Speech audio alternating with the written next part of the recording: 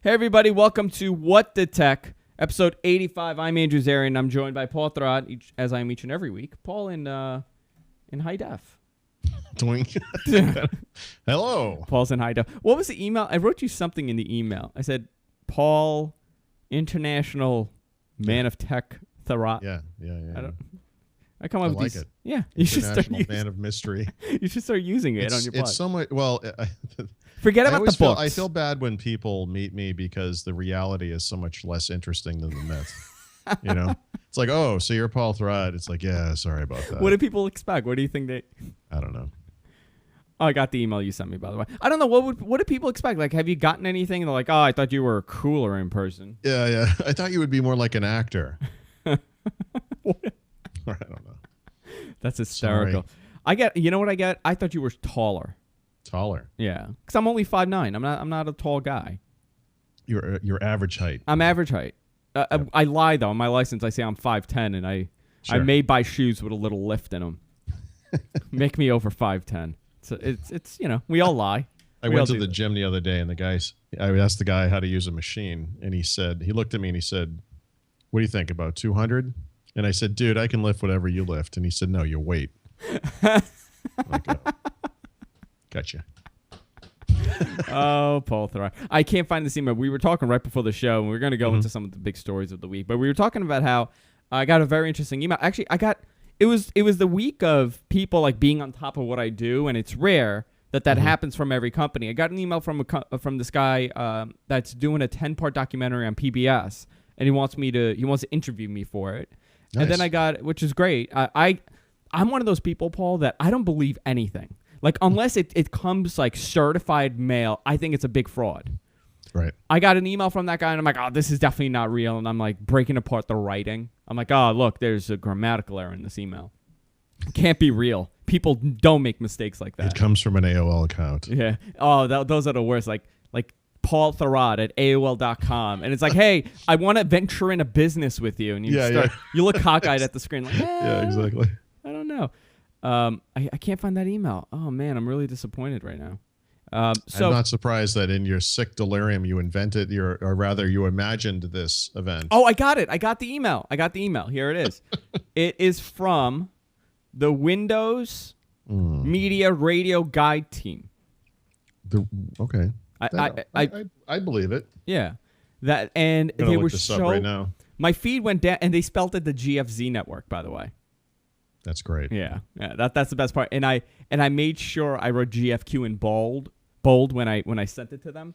So they sent me an email because the feed went down, but it was down for literally 3 minutes. So I picture this one guy sitting in front of a computer, and this big red panic button starts flashing, telling him that the feed is down, and they contacted me, and we got the feed up. But I find that amazing that there is a division like that. So this is somewhat embarrassing. I wrote a book about Windows 7. And yes. I have to say I studiously ignore anything related to Windows Media Player. So I went into Windows Media Player, and there is a Windows Media Guide, and there is a radio visual search section. Are we there? And let's see. There's no technology section, but there's news and talk. But see, I'm probably under there. This is like real stuff. Like, these are radio stations. I guess I could search. I should be on. I mean, I've never looked, so this could be a big fraud. I've never looked on the thing. Sure, it's. They did ask me to put a little Windows Media listing sticker. Yeah. Sure, I would do that if you could prove that you're in there. Yeah. I don't know. You don't this is really bizarre. Scroll down to G. Well, okay. I mean, let's see. Go to the G section. I will go to the G section. Actually, CNET's in there, so you might. Okay, so yeah, there you are. Okay. GFQ network. Yeah. You can listen or visit. Okay, that's nice. It's a good job by them. And I can't believe this exists. And now that I've said that, people are going to write me and say, "Oh, I use this thing all the time. What are you talking about?" I wish I could talk about the conversation I had with the other company that kind of competes with them. Yeah, I wonder who that might be. But I guess I'll say, but I won't talk about what we went into because I signed a non-disclosure. Awesome. Yeah, that was fun. So Apple contacted me, iTunes contacted me because they gave us a partnership page on iTunes. So if you go to iTunes.com/GFQ, it takes you to a special iTunes page. doing that right for now. us. And our logo's there. It looks great. It's a great page. And I was talking to them about the radio stuff, and iTunes also has a radio feed, much like how Windows Media has it. Where I think they copied it. It probably could be. It could be. Who knows? Who knows who copied who? Let's throw around accusations left and right.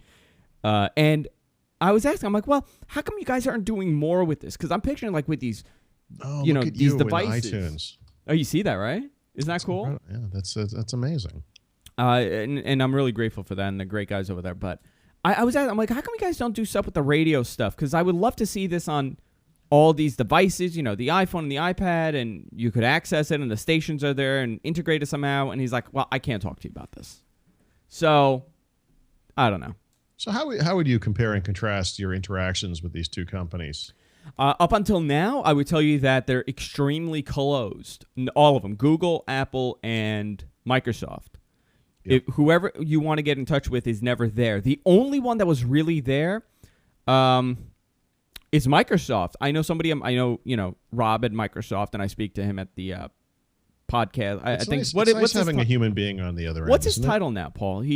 I know Rob? you said Rob went from Zune to Xbox, yeah. Xbox, and I guess it's a smaller. He's still. I don't know. I'm sure I have his card here somewhere, but it's something to do with podcasting. It's yeah. So I guess because Zune got integrated in the Xbox, and Zune is now integrated in the phone, so it's not really Zune.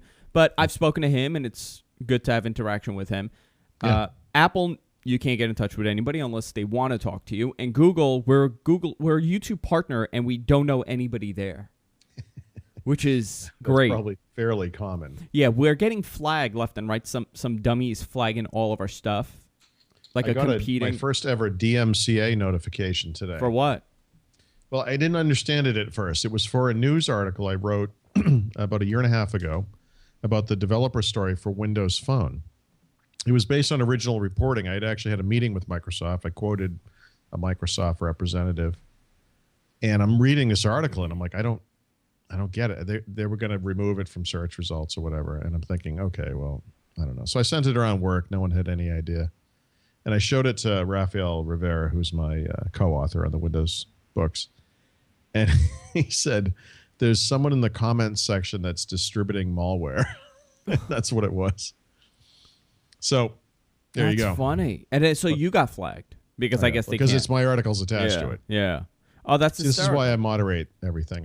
This was on like the main site, not my. Not WinSuper site. Not WinSuper site. Yeah. Yeah, we're getting actually. You know what we're getting on YouTube? I guess because we're getting a lot more viewers. YouTube is constantly sending me, "You were in violation." You just copywritten content on what you're doing. And I can't figure out anything that has copywritten content. I mean, I got flagged for this show once. What? And I have no idea what's copywritten. I wonder, all it's it very takes vague. is someone to complain. Someone has figured out how to do that. Yeah, that's probably what it is. Somebody's going there and clicking on flag for copywritten content 20 times, and they're saying, well, there's 20 of them. And they don't actually look at it. No. They just send you the complaint. And then if it's a real complaint, they'll get back to you. I use, for one of our shows, the hair loss show that we have on Sundays, The Bald Truth. The guy is a established radio guy. I mean, 13 years on the radio, been doing this for years. He owns the sound, he owns the clips, and he actually bought, I guess you could buy music to play on your show. Yeah, absolutely. He's playing the bought music, and it turns out that the bought music ended up getting signed by some label, and now he's getting flagged for owning that. Even though he had paid for it. Even though he had paid for it. And who do you talk to at YouTube? Who do you explain this to? What are you going to I'm sure they have a very handy HTML form you can fill out. I'm sure that nobody will ever see.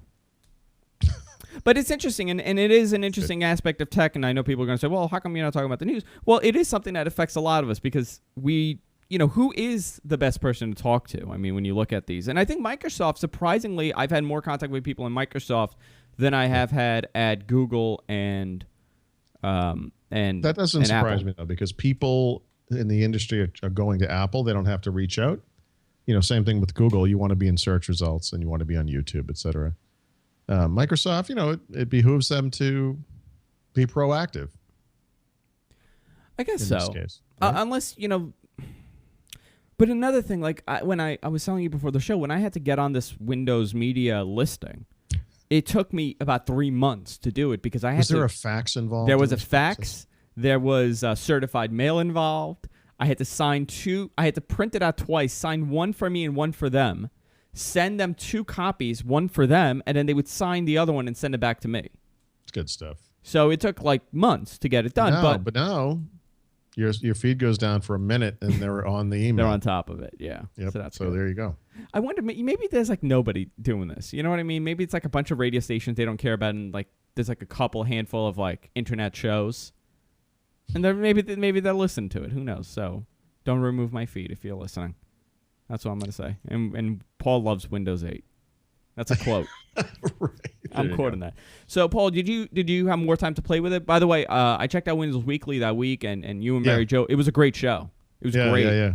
I really enjoyed it, and you guys went into a lot of good detail. I'm sure there's more information that has come down the line since last Tuesday. So, is there anything before we go into the latest news that we want to cover? Is there anything that you saw on Tuesday and you weren't clear about, but now you got more information about? Yeah. Actually, I would say that the single biggest thing that came out of this late in the game on the last week, I guess, is this notion of the new runtime and what this stuff really means. And it was someone from Microsoft who said, this is like a fire hose of new, and people don't understand yet the ramifications of what's happening here.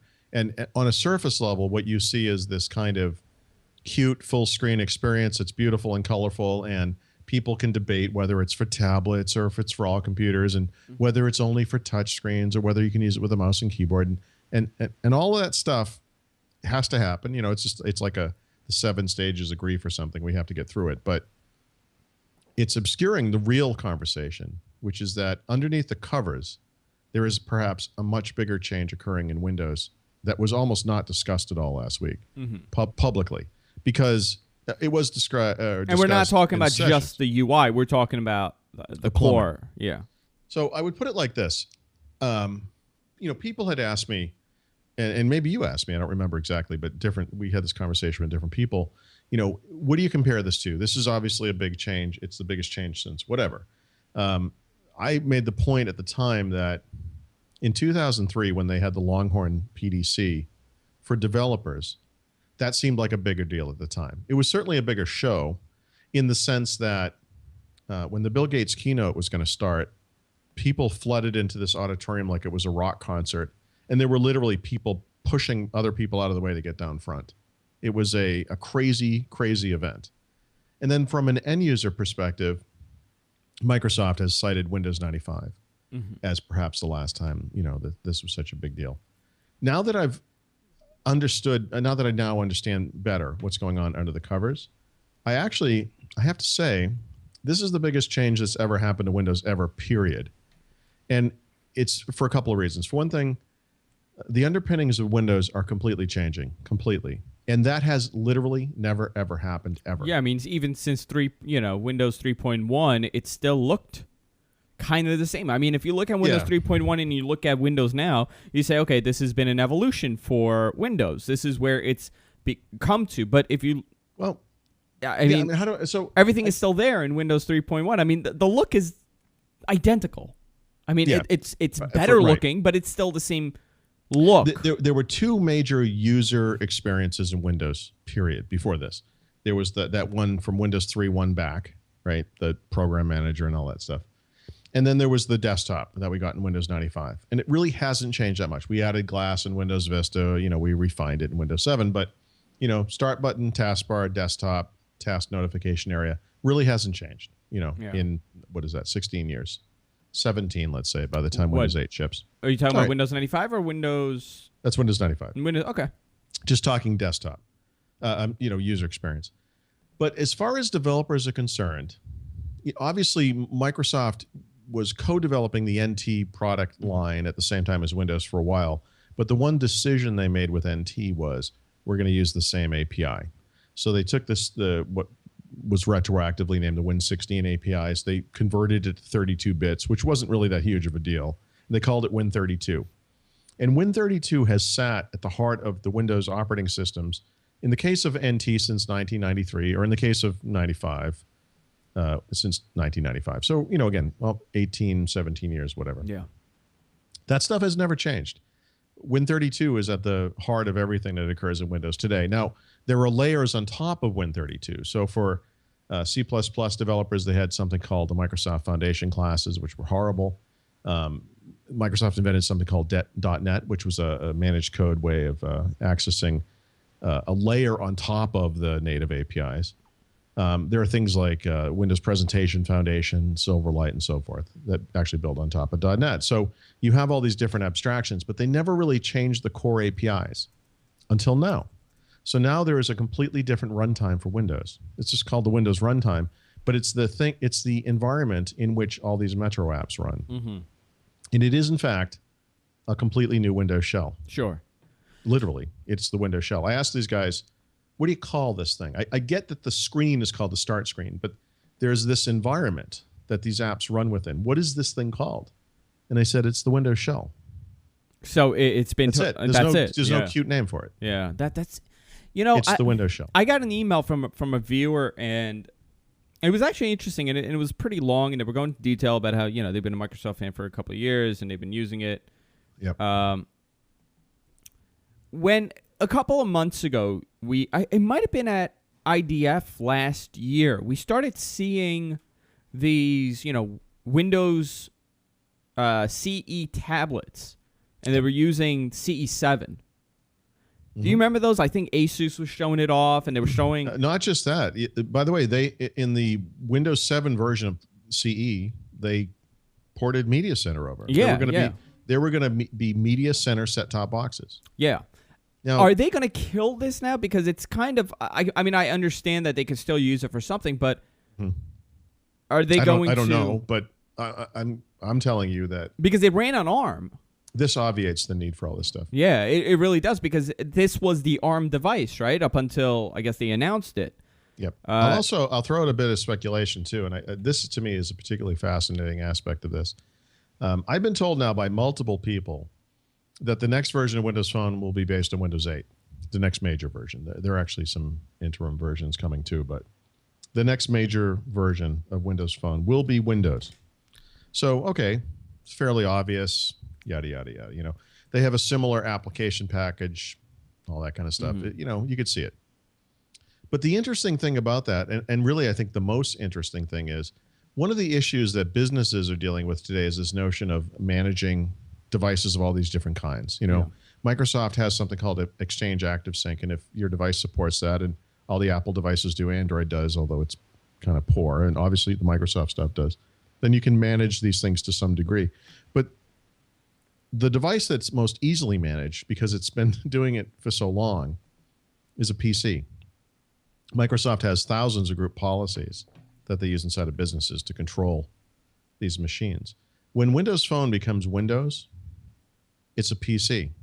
And now you have the most finely grained possible phone that there is on the market. It instantly becomes an order of magnitude better than anything else from the perspective of a business. I and talking about the emails, there was another email that was sent to me, and they said, this is actually a first for Microsoft to want to incorporate everything into one. And I'm like, no, it's actually not. This is what Windows Mobile was, but backwards now. This is kind of a tablet-y type interface, and it's being incorporated on the desktop and on the laptop.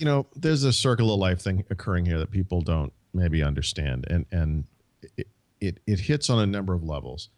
Back in 1995, when Microsoft was working on what became Windows CE, something called codename Pegasus, the goal was to bring something that looked like Windows down to these more mobile devices, because at the time Windows wasn't portable and wouldn't work in that fashion. But most important, Windows was not componentized. So over the years, they worked first to componentize Windows CE, and then a further componentized version of that called Windows Mobile, or Pocket PC, or whatever it was at the time. And then they took the stuff that they learned about that and they put it back into Windows. And Windows itself became more componentized over the time, to the point where now we can do what we're talking about. This thing could run on a phone. In a likewise way, there are these Microsoft projects or products that haven't necessarily been very successful in the market, but there were good ideas in there, and they pumped them back into other things. So when you look at the Metro UI stuff, you can go all the way back to products like Encarta, but also to things like Windows Media Center, which we were just talking about, or Of course, Zune, both on the device, the Zune HD, and on the on the PC, and then of course the portable media centers and all the offshoots of that stuff, and then finally Windows Phone, and it's like this circle of life thing. Everyone makes fun of Windows Phone, or of Zune, or of Media Center, or whatever it is, because these things really don't have huge market share or usage share or whatever. But the truth is, they take what they learn from this stuff. And it doesn't matter if just because it didn't sell well doesn't mean that there weren't good ideas there. And it's nice to see those things kind of continue forward. No, I think it's going to be a good move for them, regardless of what I personally think, because I'm not the average user, and that's what I keep saying. You have to look at what the average consumer is going to think of this. Are they going to go and buy computers? And I think many people are going to go and buy a computer because of Windows 8, because they feel that, this is...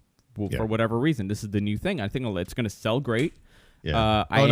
This is going to be a big deal. And I can't believe I'm saying that because, honestly, after Windows 7, I thought, well, what could they do? Where do you go after something like that? And it's very interesting. In retrospect, this shouldn't have been surprising. I think we've talked about the guy. I don't think it is surprising, Paul, but I do feel that it is surprising in the sense that it was done so soon. I don't think anybody expected such an overhaul for this version of Windows. I think a lot of people and a lot of the journalists were thinking, well, the next version, the following version will be the one. Journalists saying there will not be any further versions of Windows. People are so clueless. Yeah. Oh, yeah, I've seen that. Well, Windows is dead. Haven't you heard? Absolutely, yeah. I mean, I guess you didn't hear. Yeah. That's a quote from 97, by the way, Paul. Even though that market's still growing, yeah. Windows is dead. Nobody cares for it. It is interesting, though. And, throughout the next couple of months to a year, we're going to get more information about this.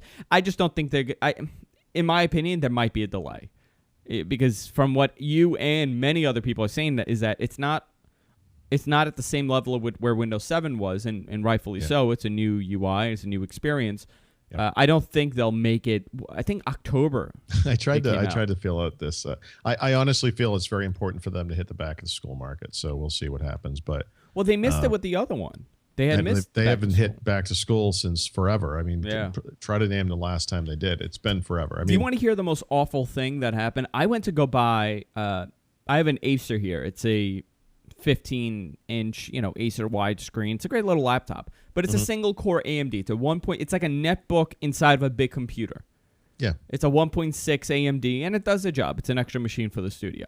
When I went to go buy that, they would not allow me to buy it because Best Buy, Circuit City, Micro Center, none of them were allowed to sell computers because Windows 7 was coming out the following day.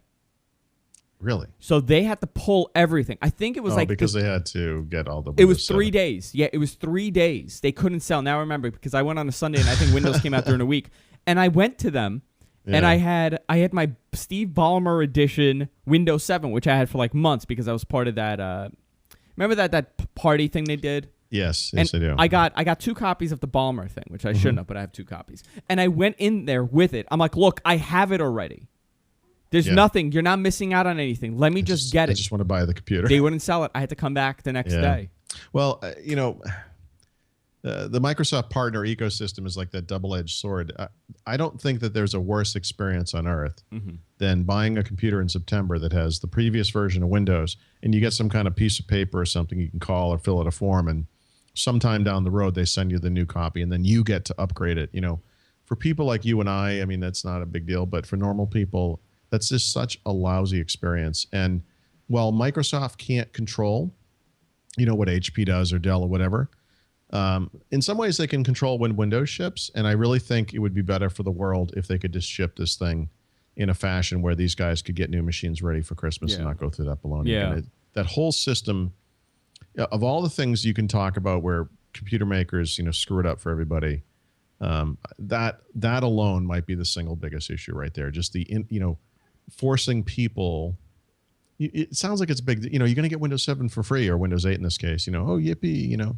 Except that the upgrade experience isn't that great. Not really, right? So it's a lousy way to do things. Since you brought up screwing up, Paul, this leads us into the topic of the day, and that's Netflix. And the screw up that is the DVD division, and what happened over the last couple of months. To me, it wasn't that big of a deal. that they raised the rates. Yeah. It didn't matter to me. You know, we have the DVD stuff. I wasn't using it anyway. I've had the same. Well, what did you do though? Did you get rid of DVDs? I kept it, but I don't use it. But I'm one of those where I'm like, yeah, I'll cancel it next week, and I never do. So it didn't affect me. I wasn't outraged by the price increase because I don't know. Maybe I'm a corporate loyalist, which an emailer once said to me when I was talking about satellite radio raising its rates, like a traitor. But to me, it didn't affect me in a way where I said, "Oh my God, you know what? How dare they do this to me?" But because I'm still only using the. But how long have you been a Netflix subscriber? Since 2008. Yeah. So here's my issue with this is the way they communicated it, and it was awful. That was awful.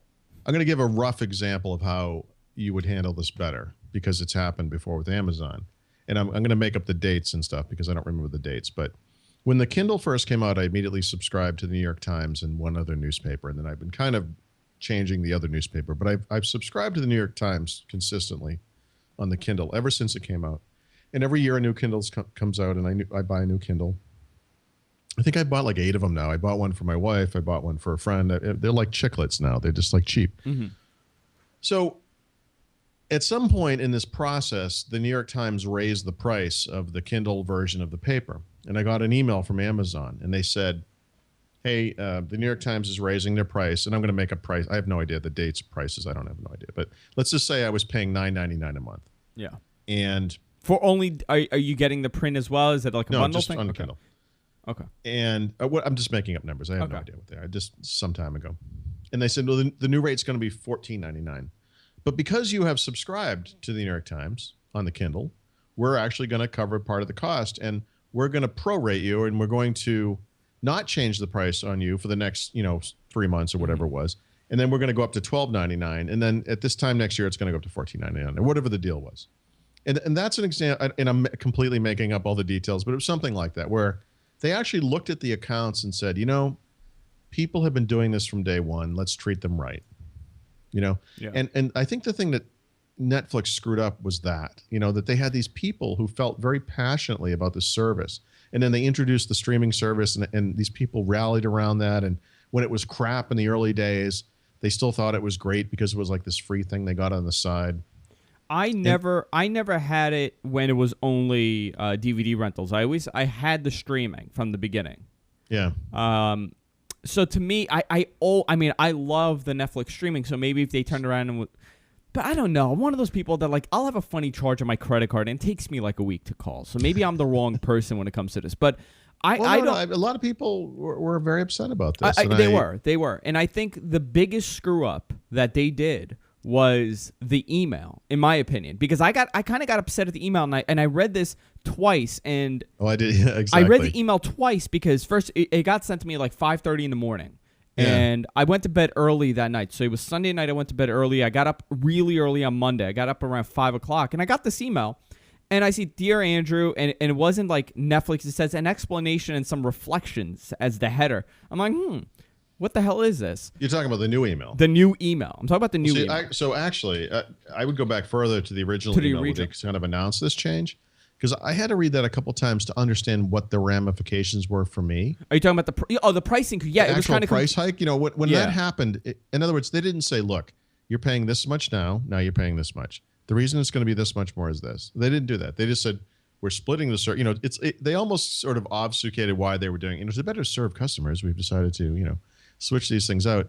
But I kind of read it and I thought, wait, what? And then I read it again and is this? This is going up, isn't it? Yeah. This is going to be more expensive. I think the bonus was that if you do get the DVD now, Blu-ray is included in the basic package when it wasn't originally. Is that true? I believe so. I remember. I could be remembering it wrong, but that was kind of like I guess that's cool. See, I feel very strongly when you're talking about online services, right? Prices go down over time; they don't go up. And yet, Microsoft, you can see what companies do when they have a captive audience, right? So Microsoft raised the price of Xbox Live Gold, which is ludicrous. That thing should be free, and they raised the price. And here's Netflix raising the price of the streaming service. And to me, it's like, well, I get why you would have to raise the price of the DVD thing. And they lost Stars, so that's also a minus. The Stars stuff was crap. And you know how many people I know that are upset over that? Over Stars? Over Stars, and they say, "Wow, this really sucks." Let me tell you what I think of Stars. Every time I click on a Stars movie, it's in 4:3 format, not letterbox. I would specifically skip over Stars movies because of this. I don't know what people were so upset about that, because I don't know. But the last email that I got, and this really I asked somebody that has said, you know, and I'm nowhere near Netflix, and I'm not trying to say I am, but I have had, you know, 2 semi-successful businesses. If you consider this successful, it's semi-successful, so I won't say 2.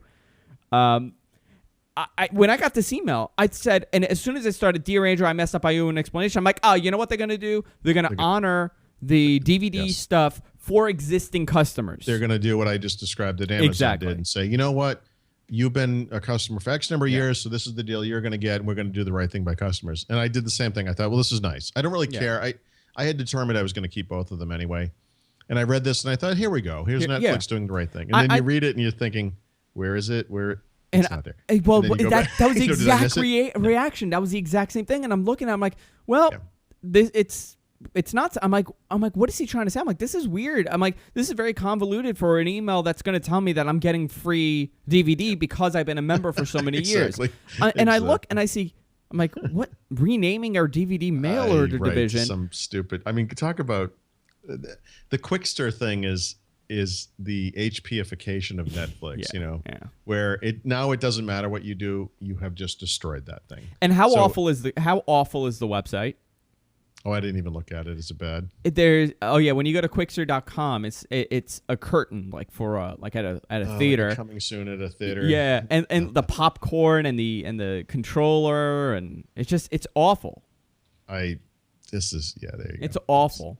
That's great. But this is a business that is extremely successful, and they're lucky to be successful because there's so many competitive websites now. I mean, Blockbuster is doing it. I mean, are they still doing the DVD stuff? I'm not even too sure. But I did Blockbuster until they closed the Dedham office, because at the time, if you can get Blockbuster, do it until they go away, because the beautiful thing about Blockbuster was you could get those things in the mail, and then if you return them to a local store, they would give you a DVD for each one you gave that you brought in. So it was like extra DVDs. Yeah, ours just closed, which is a couple blocks away. Just recently closed about a month or 2 ago. But Blockbuster's doing the online rental. I mean, they're doing on-demand stuff.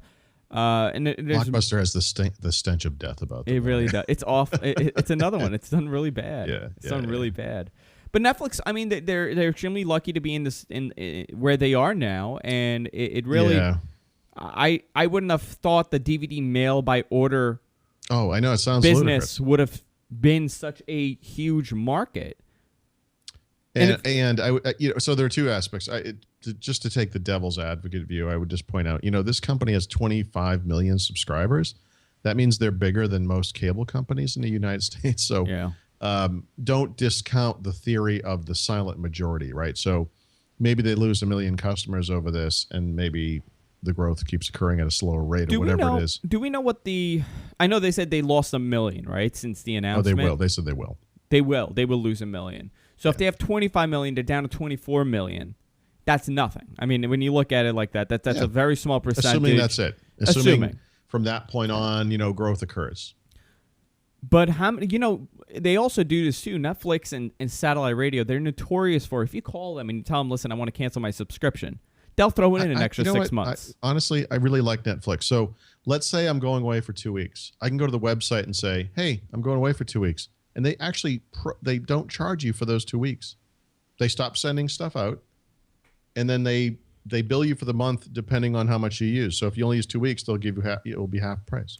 I don't know. This was a really weird move on their behalf, and this email was just a strange email, and it's the same thing as I mean, it's another one. It was just like HP. It was just. Maybe they have the same PR firm. I'm thinking maybe it's the same PR that's doing these emails, because the HP's debacle was extremely confusing. If you listen to that initial report, it said, and I'm not going to quote it because I don't remember anything from it, but it pretty much said, we're shutting down the computer division. We're going to make printers and some cloud business that we just bought. Yeah. Well, let's just use WebOS as a classic example. You're going to stop making WebOS devices You're going to continue developing the OS, and you're going to try to license it to other people. So how do you communicate that? HP said, we're going to stop making WebOS devices. And then they stopped talking. And then they stopped talking. It was like, guys, you want to know my conspiracy? There's such a more nuanced version of this story that you could tell. I have such a gut feeling that we're going to see another device come out. From HP? HP, saying due to popular demand and due to what the people want, we're going to release another device, and we're going to start seeing another HP device, and it's going to fail. Yeah, so in Paul's fantasy land, where HP was actually cagey like a fox and had done this on purpose, that would be hilarious. But that's not going to happen. They do have another device, right? They have that the 7-inch, the phone, and they were going to sell it. And they have a 7-inch device that's getting leaked around, and people are saying there was this 7-inch device they were going to release. It was a touchpad 7-inch. Sure. So who knows how many of those were kind of made. Again, this is such a weird. I know. Like it's a strange conversation for us to have because there's so many simple like there is the way to practice business in 2011 guidebook that all these companies do. If you're an existing customer, don't screw them. It's almost like a peer human. Yeah. Or something. It's like so dumb. I don't. And you look at other companies that have done a great job at communication, and Samsung is one. Samsung sent out a release, and they explained it so well that they are not interested in HP. Yes. And that's it was so confusing. It was just such a confusing thing, and this was even more confusing.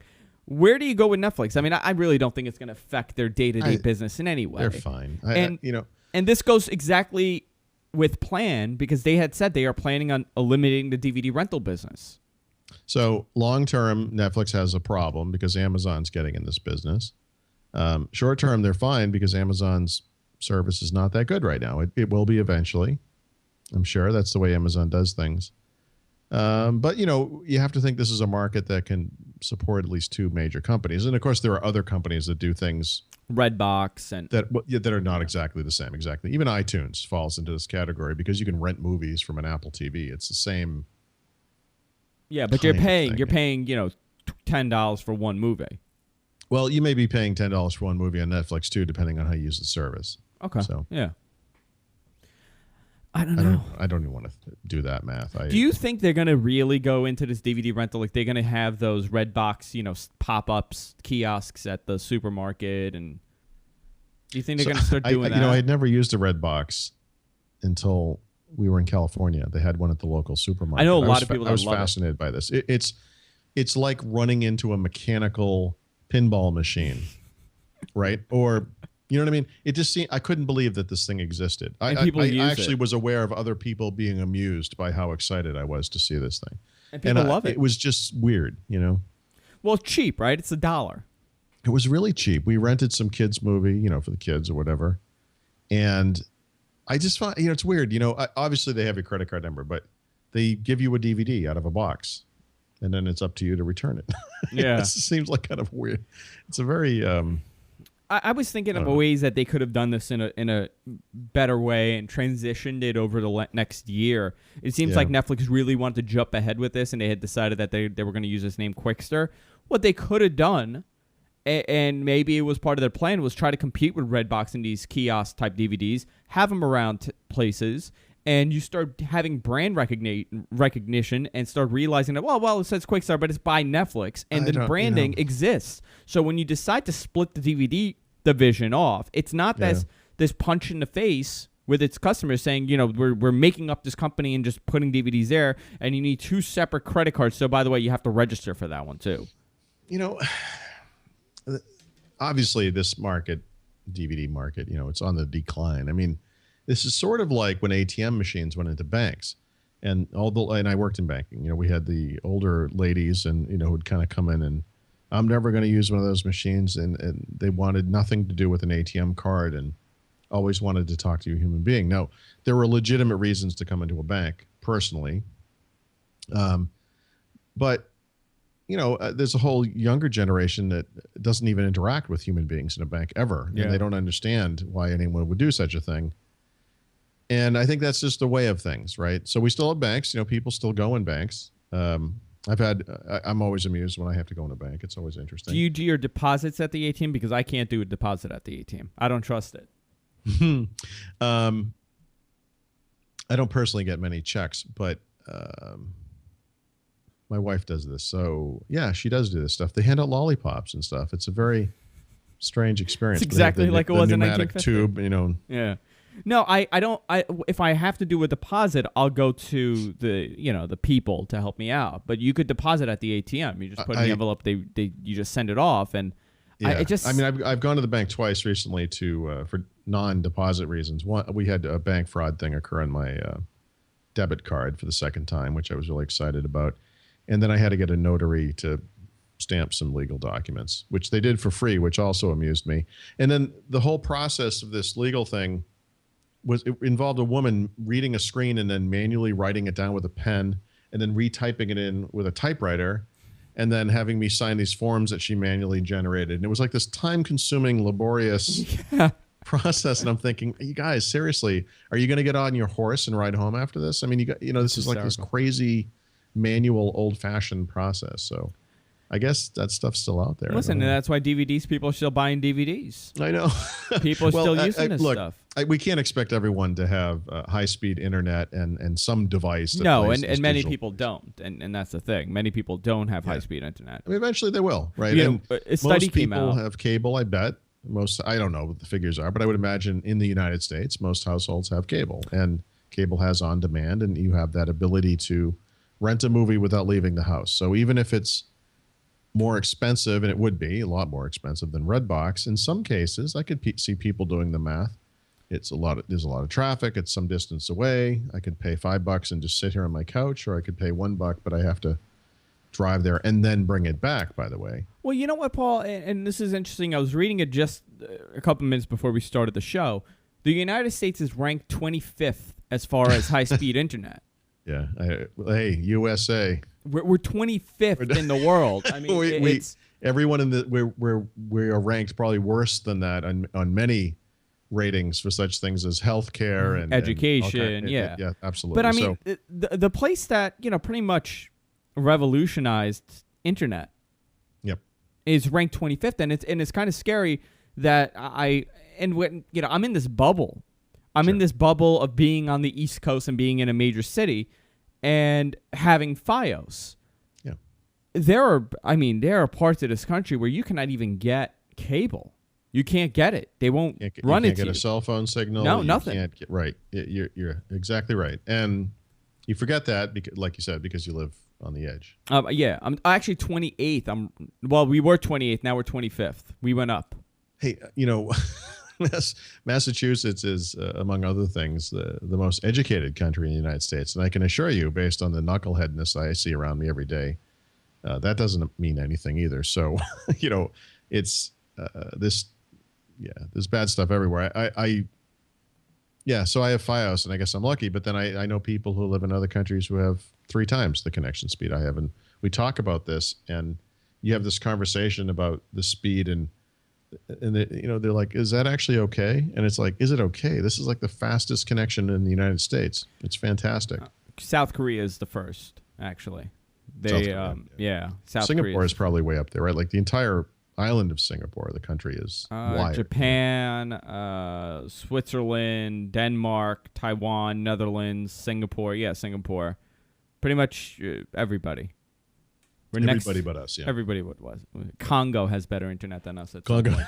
Does it really? No. Don't quote me. That would be hysterical, actually. It would be a great place to live for the connection, but not so much for the killings. No. I want to get to Gears of War because you were playing this right before we started. I want your opinion on it because you're a big gamer. You play these games, and I feel so. I want to play them, Paul. I do. I really do. Like I'll buy the games. Like I'll go out. I'll buy the game. I'll wait in line. I'll bring it back, and then there'll be like 3 menu screens, and it's too much for me. I get overwhelmed.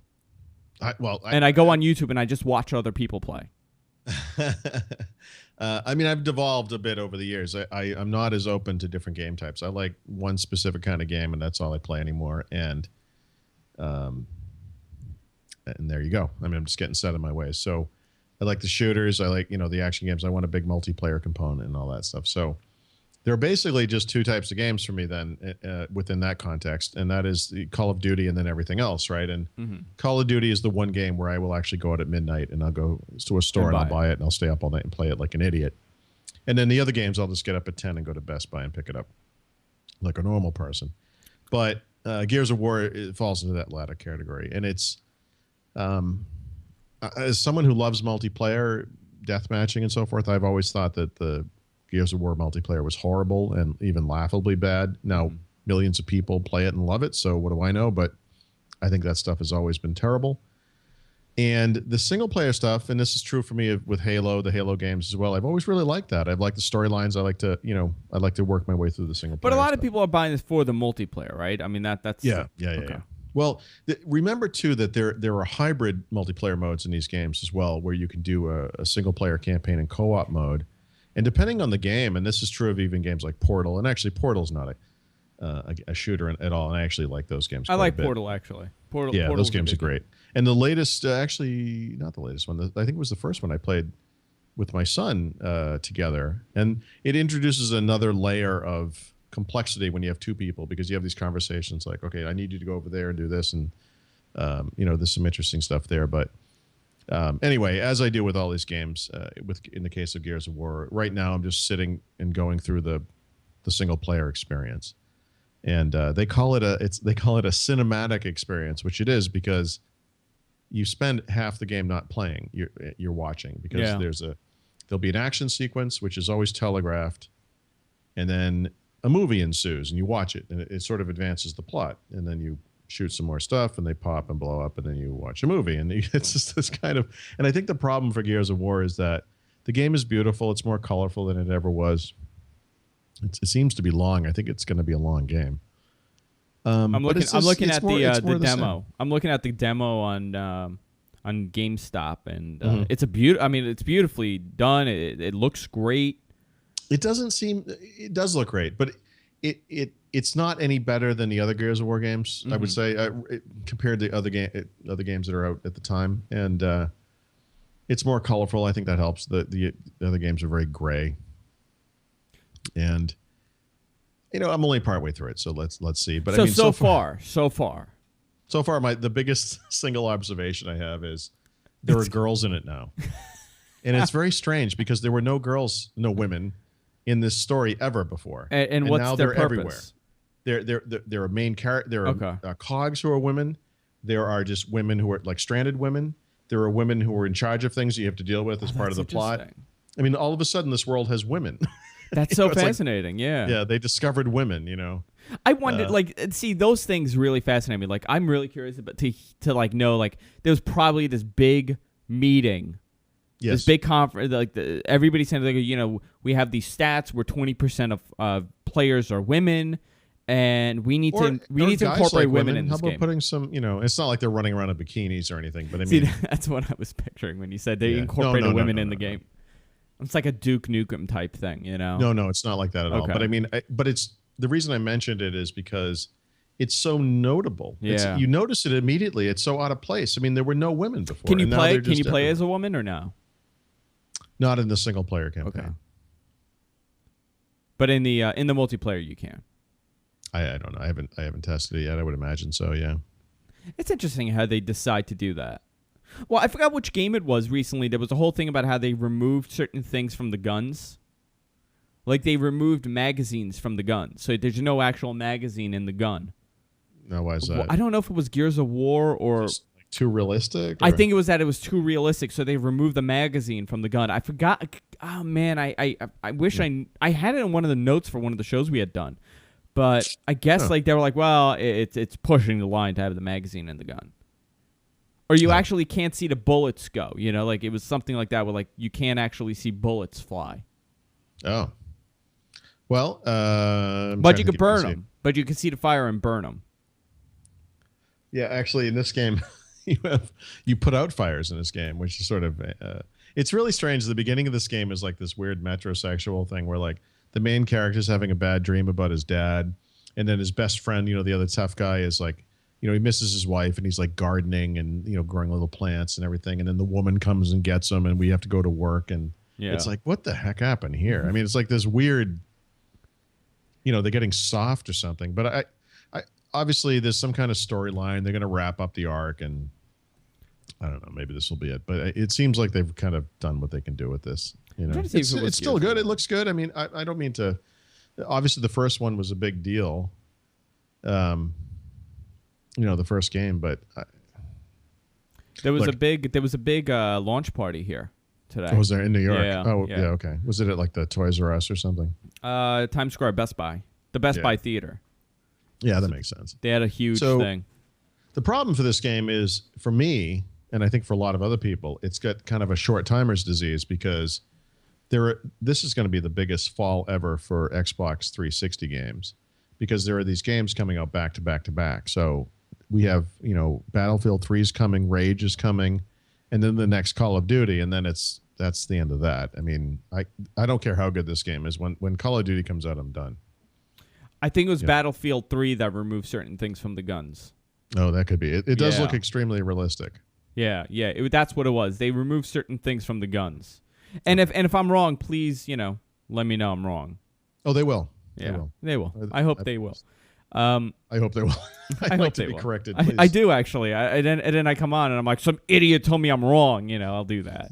But I don't think you're an idiot. I actually like it when you tell me. Sure. I just don't like it when you tell me the show sucks. Why? Because there's no girls. I'm like, okay. Yikes. And then I have to have a big meeting with Paul and discuss incorporating women into the show. It's a whole thing. Just like Gears of War. Actually, next week I'll be gardening. I'll just be a woman next week. I'll just be more womanly. Star Wars Blu-ray, you are not happy with this. I feel like I'm just ranting about everything today. You are, please. I love it when you rant. I don't buy physical media often. I don't either. And the only reason I'll ever do it is because I don't have a choice, And for whatever it's worth, I just want to throw something out. There are a lot of complaining about George Lucas and he makes changes to his movies and all that. Couldn't care less. Adding as far as I'm concerned, I like that this guy is actively engaged. I want him to make more of these things. I want there to be TV shows and whatever he wants to do. I would love for him to hand the reins of the movies to some other team and have them make another 3 movies and they should just keep doing it. So do you think they will? I don't know. Yeah. He seems to kind of drift in and out, but all I can say is when I hear that they have made changes again, a little part of me thinks that that's great because it just means he's still engaged. And just as someone who grew up on Star Wars. And listen, for a franchise that's, so many years in the making, to have to have him engaged and have him involved, it's a big deal. Yep. So I love this. I love Star Wars, and to me, whatever. So I bought these movies so many times. I mean, it's a running joke with my wife. So when this was announced, I said, "Oh, good, I get to buy Star Wars again." So, but I have specific problems about this set. Because I don't watch DVDs or Blu-rays almost ever, I forgot how bad they were. And so, of course, I'm all excited. This thing comes. It's like a multi-disc set. I actually have it here. It's like this, it comes in this little box. There are several discs. I don't know how many. Actually, I could easily look, I suppose. This is the thing. I know a lot of people like the extra stuff, but like I never go through it.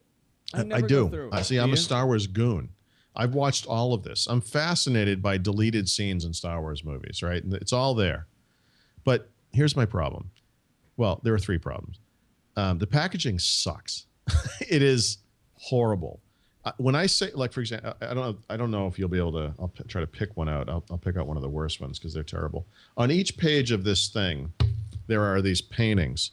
Okay, they're terrible.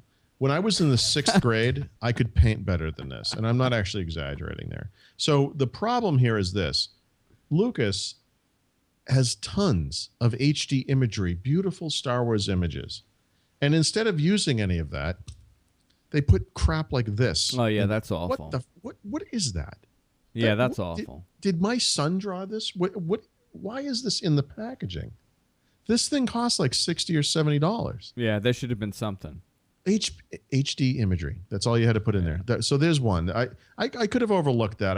I went through this little thing and I thought, oh God, what happened here? But I said, well, okay, whatever. I'm going to get to watch these movies in 1080p. What am I complaining about? If you were to time this, pop the disc in and move ahead as quickly as you could through all the menus and junk that appears, I believe you would spend about 8 minutes between the time you turned on your Blu-ray player and the time you were actually watching a part of the movie. Like, I forget how bad optical discs are. There's so much crap on the beginning of all of these movies. Yeah, coming soon to a theater. Bill Murray and... Well, it's not even like, imagine you're going to load a screen that has 3 buttons on it, and the 3 buttons each represent one of the movies in the trilogy, and you're talking about like behind the scenes material or whatever it is. Those things don't just appear on the screen. They load slowly in the background, and then this spinning animation occurs, and then some little bit of a movie goes by, and then boom, boom, boom, they all come up one at a time. And then after some number of seconds, which doesn't sound much as I'm describing it, believe me, but when you're trying to go ahead and you're waiting on it, it takes forever. Suddenly, later, you can click on something. And these people, it's like they're trying to be creative and they don't understand how irritating that stuff is. That presentation ruins the experience. Could they have done a better? I mean, I'm talking about like the packaging itself. Don't you think it should have been a bigger deal because it is, on Blu-ray? It's this whole thing. It's a re-release. I mean, wouldn't you have like a bigger? You know what? Release? If that's all it was, I can overlook this. I can overlook the childlike paintings. I can overlook that. It's this presentation stuff that drives me crazy. Well, sometimes they go overboard. Like I bought the Scarface, like 25th anniversary or whatever it was. Sure. And they're like, well, do you want the DVD or do you want for like $5 more? You could get like the special edition. I'm like, I'll get the special edition. Does it come with, in a shotgun case or something? It's even better. Like it comes in this box, this black box. When you open it, it has like a velour padding all over the place, and it comes with a Scarface money clip. Scarface pictures, a Scarface something else. I forgot what it was. And then I'm like, what are you gonna do? Like put a straw in there for the blow? Like what else are you gonna add to this? Yeah, razor blade. Yeah, like a razor, like a piece of glass. Like what else are you gonna put in? It was such overkill. There are people who collect stuff like that, and I know, but some of that is so awful. I have dedicated my life almost to getting rid of stuff like that. I just can't deal with that kind of stuff. I don't want stuff in my house, even though my room, you can see, is surrounded by stuff. I have spent a long, long time trying to get rid of, books and things like that. I want this stuff electronically. These movies, I do want HD versions of these. I don't mind paying for them, and I'll keep this thing. I mean, I'm not someone who buys this and then rips them and then sells them. I will hold on to this. I bought it. It's mine. I get it. My entire CD collection is still in my cellar in a box. I'll never open it again, but it's down there. I'm not getting rid of it. I mean, I bought the stuff. I can rip it. It's fine. And as my wife knows, as soon as iTunes or whoever has these movies in HD that I can buy electronically, I will. But the third pet peeve I have about this thing, a lot of that behind the scenes stuff, the documentaries, the interviews. They have interviews with all the major people that were actors in the movies. The deleted scenes and all that. Most of that stuff is not shown full screen. It's in a window in which around it there's a graphic. So what the what? Seriously, are you kidding me? Like I this is like getting poked in the eye. Yeah. And you're like, but I love you, and then like poke, but I love you. Well, this is why streaming media is the future, because you don't have any of that garbage. I screw these people for this. This is awful. This stuff is a much bigger issue than, they made Tatooine look like, stupid animated dinosaur creatures walking around. Was there anything you didn't like from the remake? Like, but we're not talking like was it as bad as how like Apocalypse Now was when they did the redo? The movies are great. Actually, I mean, for whatever it's worth. The quality of the movies is fantastic. And I would just say, the reason I'm such a Star Wars fan, aside from just the sheer age that I was at when it came out originally, is, even the lesser of the Star Wars movies, you can highlight this series of action sequences that occurs in each of these movies. And the scene that opens a Star Wars movie would be the biggest thing ever in any other kind of movie. And it's just one of the scenes in a Star Wars movie. They're such event movies. They're awesome. And they look great in HD. They do look great. That's amazing that they look so good. Yeah. Considering, but they remade it so many times where they changed so much.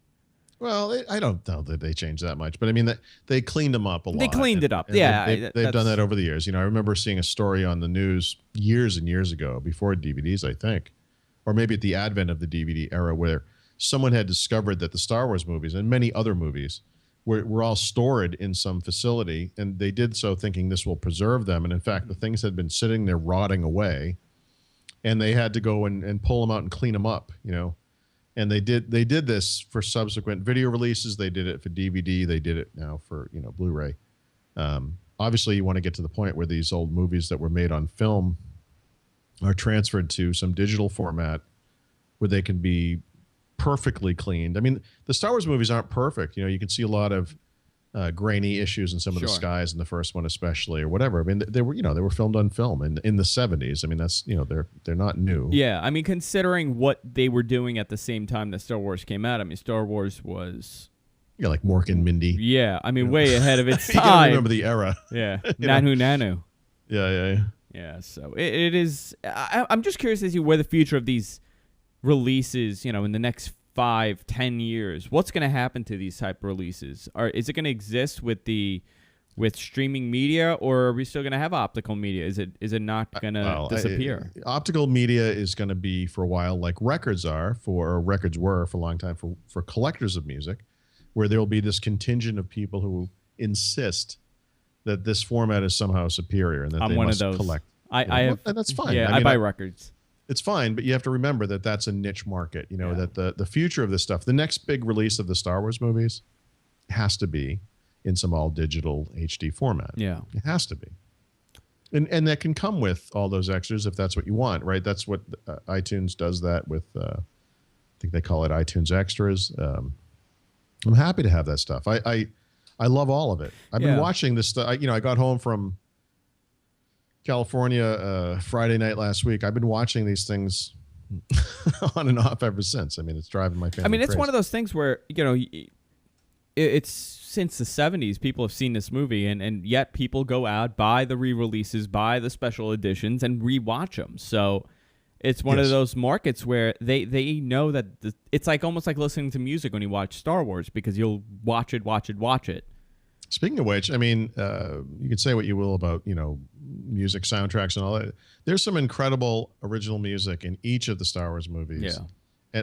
And to the point where I think people will come to understand how great a lot of it is later, because we associate it with these movies, but it's actually genuinely good music, a lot of it. And I would say almost every one of the movies has some piece that was original to that movie that is incredible, and that's very notable about the Star Wars movies. But I mean, they really haven't screwed it up in the sense where they've added things that are like, well, that's ridiculous, or you start noticing all the flaws. I brought up Apocalypse Now. Apocalypse Now, the remake, has such a big flaw in it. When you say the remake, so what do you mean by this? In 2001, they re-released it for the anniversary of it. And they added, I think, like 48 minutes to the movie. Yeah. Of scenes that were cut out. I don't know that there's any movie like Apocalypse Now in that they made a movie of them making it while they were making it, which is incredible in its own right. And it's one of my favorite movies, by the way. Apocalypse Now, one of my favorite movies. I remember as a kid, I saw it with my dad, and I was just blown away by this. Did you? There was a period of time where my mother wouldn't go to these movies. I mean, eventually, my parents' relationship had evolved or devolved, where even though I wasn't old enough, my dad would take me to these R-rated movies. I remember my father. That was one of them. Yeah. One of the first movies my dad took me to was Batman, the first Batman. But I remember my dad. Which was pretty dark. I mean, if you look at it, I was involved in a riot at the first Batman movie the night it opened in Dynamite. Were you really? Yeah. In fact, my friend Dave and I'm surprised we lived through it. It was unbelievable. Like a real riot because of the movie, or it was bizarre. The theater was packed with people, like wall to wall. It was just packed.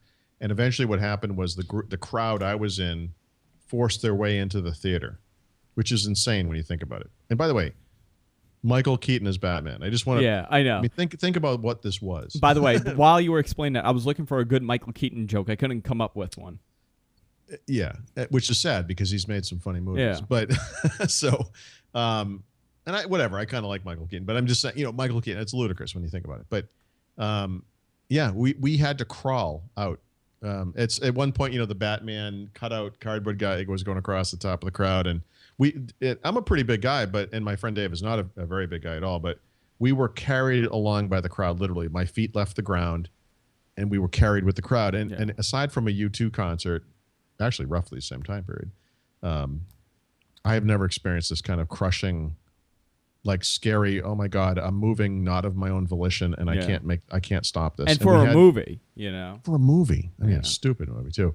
And this instituted great changes at the cinema, including, I think that from then on, the police literally would sit in the parking lot and go car to car and just call in every single license plate and find out who had warrants and who didn't. And then they would wait for them. But we crawled out. We had to crawl to get out. No, I remember that was one of the first movies I went to, but one of the first, I remember my dad had the VHS of Apocalypse Now, and that was one of the first movies that I remember watching my dad, and I was blown away as a kid.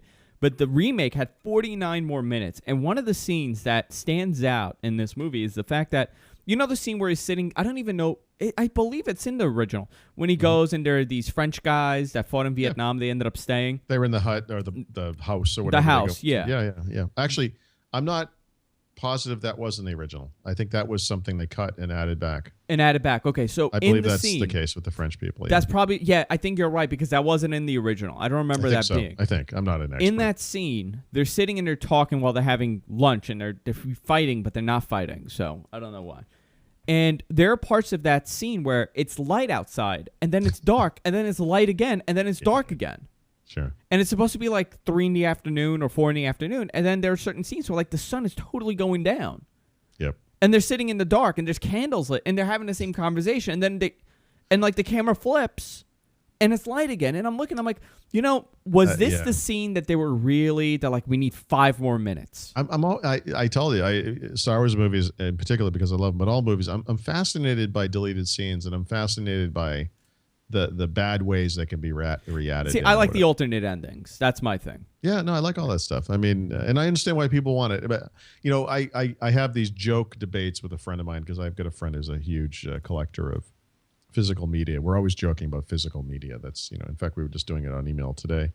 And he was saying we could construct a coffin out of his DVD cases and he could be buried in it, But I like all that stuff, and there's no reason you can't have it electronically. It doesn't have to. You don't need a physical thing. There are people who complain about the lack. Album art obviously got less important when we went down to CDs from the album size, but then you go to electronic music, and what you've got is this square icon that's maybe 200 pixels by 200 pixels at best, and you kind of lose something there. But there's no reason there can't be a rich experience around this stuff electronically. I don't. What the problem is with that, in my opinion, and we could wrap it up because I know you got to run. But I know you got to get back to Actually, I do have to. Yeah. I'm actually late. Okay, but go ahead. I think the problem is that a lot of the people can't be trusted to make it good. And to make it something that we people want. People who care will make it good, And all those people who are wasting time now doing the animatics on these DVD menus and Blu-ray menus and stuff, their talents can be put to better use, and there's no reason this stuff can't be instant. I mean, anyone who has this Blu-ray, these Star Wars Blu-rays will agree, I think, unless they're just used to this and maybe this is what the world they live in. But, when I sit down and watch a movie, I want to watch the movie, Yeah. I know that's a crazy ideal, but, I don't understand why I have to watch the 20. You know what? The beginning of a 20th Century Fox movie, it says 20th Century Fox, and it's like dun dun dun dun, does the music. That happens twice in this process. Twice. Seriously, guys. This is... that's not right. Yeah. All right, Paul. We'll wrap it up. Go to our website, guysfromqueens.com. Also go to stream at jfqlive.tv. You can watch us live every Tuesday afternoon at 4 p.m. to about 5, but today we ran really late. I didn't even notice the time, and I don't think Paul did. I didn't either, actually. We got caught up in our rants. Check out Paul's site, winsupersite.com. Also check out Paul every Thursday on Windows Weekly on the Twit Network. 2 p.m. East. One of my favorite shows. Paul, thank you. I appreciate you coming by again. Thank you, sir. When do I stop thanking you? When do I say, okay, Paul? I think you can stop me right now. Okay. All right. I'm not thanking you. Why does my face get white like that? That's weird. We'll see y'all next week on What the Tech. Good night, everybody.